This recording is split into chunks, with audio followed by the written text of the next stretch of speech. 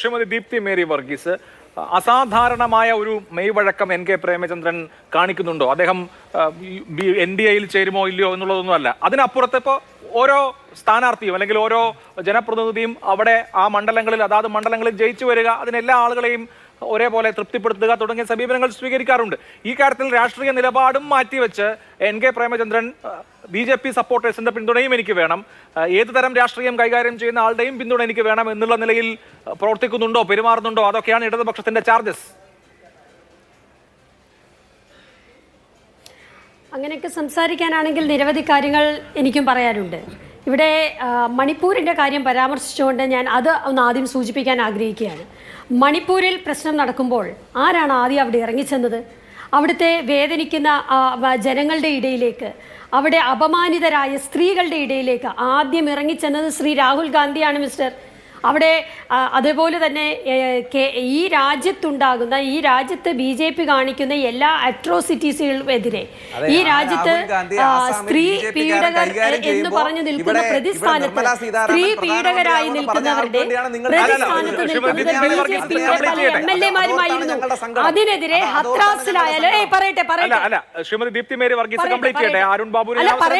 ശ്രീ അരുൺ ബാബു പറയട്ടെ, ഞാൻ പറഞ്ഞു തരട്ടെ, എൻ്റെ അവസരമാണല്ലോ, ഞാൻ പറയട്ടെ.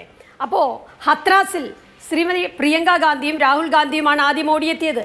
അതായത് ഈ രാജ്യത്ത് നടക്കുന്ന സ്ത്രീ പീഡന കേസുകളിലെല്ലാം തന്നെ പ്രതിപട്ടികയിൽ വരുന്നത് BJPയുടെ പ്രധാനപ്പെട്ട നേതാക്കന്മാർ, MLA-മാർ ഉൾപ്പെടെയാകുമ്പോൾ അവിടെയൊക്കെ ആദ്യം ഓടിയെത്താറുള്ളത് കോൺഗ്രസിൻ്റെ നേതാക്കന്മാർ, ശ്രീ രാഹുൽ ഗാന്ധിയാണ്. രാഹുൽ ഗാന്ധിയാണ് ആദ്യ ആശ്വാസവുമായി മണിപ്പൂരിലേക്ക് ചെന്നത്. താങ്കൾ അതൊക്കെ ഈ നാട്ടിലെ ജനങ്ങൾക്ക് അറിയാവുന്നതാണ്. വെറുതെ അസത്യം പറഞ്ഞ് പരത്താം എന്ന് താങ്കൾ വിചാരിക്കേണ്ട. ഇത് താങ്കൾ ഈ CPM-ൻ്റെ ക്യാപ്സൂളുകളാണ് ഇന്ന് ഈ ചർച്ചയ്ക്ക് തന്നെ ആധാരം എന്നുള്ളതാണ് എനിക്ക് പറയാനുള്ളത്. അല്ലാതെ ഇതിൻ്റെ അത് ചർച്ച ചെയ്യാനും മാത്രമുള്ള യാതൊരു അടിസ്ഥാനവും ഇല്ലാത്ത ഒരു കാര്യമാണ് നമ്മൾ ചർച്ച ചെയ്തുകൊണ്ടിരിക്കുന്നത്. പിന്നെ CPM-നെ സംബന്ധിച്ച് പേടിക്കേണ്ടതായിട്ട് പലതുമുണ്ട്. ഇന്ന് കേരളത്തിൽ സംഭവിക്കുന്നത്, കേരളത്തിൽ ഇന്ന് BJPയുടെ പിന്തുണ വേണ്ടത് CPM-നാണ്, കോൺഗ്രസിനല്ല.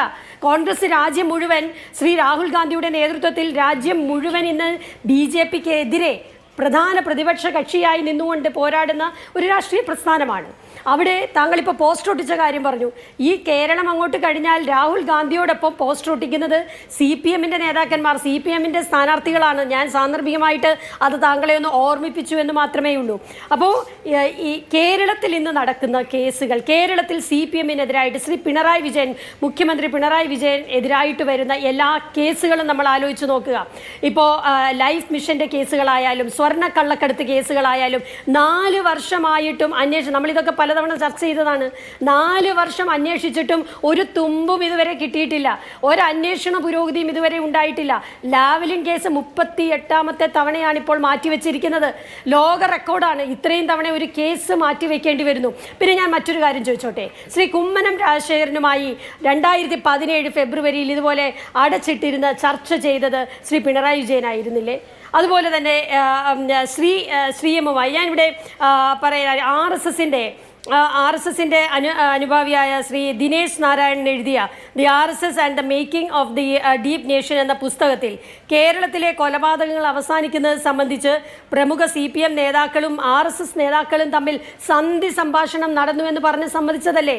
ഇവിടെ ശ്രീയം വാങ്ങിച്ച വസ്തുക്കൾ, 4 ഏക്കർ വരുന്ന വസ്തുവിനെ കുറിച്ചുള്ള വിവാദമുണ്ടായതല്ലേ?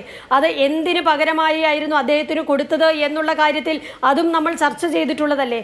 അപ്പോൾ ഈ അടച്ചിട്ട മുറിയിലിരുന്ന് ചർച്ച ചെയ്യുന്നത്, ശ്രീ കുമ്മനം രാജശേഖരനുമായി ചർച്ച ചെയ്യുന്നത്, ഇതൊക്കെ എന്തിനായിരുന്നു എന്ന് കേരളത്തിൻ്റെ മുഖ്യമന്ത്രി പറയണം.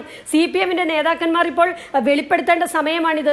വിഴിഞ്ഞം തുറമുഖത്ത് നമുക്കറിയാമല്ലോ, വിഴിഞ്ഞം തുറമുഖത്ത് നടന്ന സമരം, അവിടെ സാധാരണക്കാരായ മത്സ്യത്തൊഴിലാളികൾക്ക് വേണ്ടി അവിടുത്തെ പുരോഹിതരുൾപ്പെടെ നടത്തിയ സമരത്തിൽ ആ പുരോഹിതരെ എല്ലാം ഒറ്റപ്പെടുത്തിക്കൊണ്ട്, അവരെ എല്ലാം ദേശദ്രോഹികളാണെന്ന് ചിത്രീകരിച്ചുകൊണ്ട്, തീവ്രവാദികളാണെന്ന് ചിത്രീകരിച്ചുകൊണ്ട് CPM-ഉം BJP പിയും കൈ പിടിച്ചുകൊണ്ട് അവർക്കെതിരെ പോരാടിയതല്ലേ? അപ്പോൾ ഇവിടെ യഥാർത്ഥത്തിൽ CPM-നെ സംബന്ധിച്ച് എന്തൊക്കെയോ ഒളിക്കാനുണ്ട്. എക്സാലോജിക്ക ഉൾപ്പെടെയുള്ള ഇന്ന് നടക്കുന്ന കേസുകൾ, മുഖ്യമന്ത്രി പിണറായി വിജയന്റെ മകൾ വീണ വിജയനെ സംരക്ഷിക്കണമെന്നുള്ള വലിയ ബാധ്യത ഇന്ന് CPM എന്ന രാഷ്ട്രീയ പ്രസ്ഥാനത്തിനുണ്ടായിരിക്കുകയാണ്. ഒന്ന് ആലോചിച്ച് നോക്കിയേ, കമ്മ്യൂണിസ്റ്റ് പാർട്ടിയുടെ അധപതനം പോകുന്നത് എങ്ങനെയാണെന്ന്.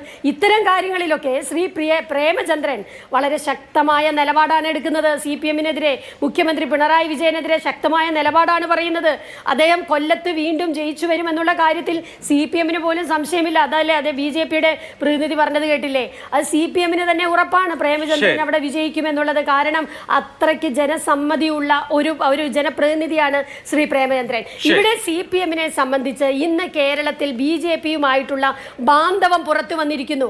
ആ ബാന്ധവം പുറത്തു വന്നപ്പോൾ അതിനെ പ്രതിരോധിക്കാൻ വേണ്ടി അവർക്ക് കിട്ടിയ ഒരു ക്യാപ്സൂൾ ഇന്ന് വിനിയോഗിച്ചു എന്നുള്ളതിൽ കവിഞ്ഞ് ഇതിൽ ചർച്ചയ്ക്ക് രീതിയിലുള്ള യാതൊന്നുമില്ല എന്നുള്ളതാണ് എനിക്ക് പറയാനുള്ളത്.